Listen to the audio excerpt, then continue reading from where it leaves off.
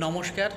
আপনি জানেন কি আপনার হেসেলেরই কিছু খাবার পারে আপনার চোখের জ্যোতি বাড়াতে এবং দৃষ্টিশক্তিকে উন্নত করতে।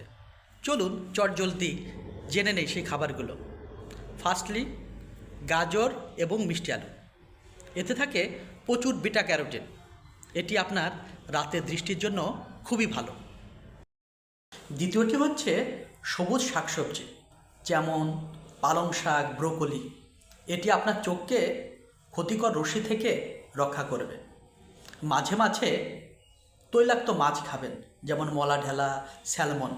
এতে থাকে প্রচুর পরিমাণে ওমেগা 3 ফ্যাটি অ্যাসিড, যেটা আপনার রেটিনার স্বাস্থ্য ভালো রাখবে এবং চোখের দৃষ্টিশক্তিকে উন্নত করবে।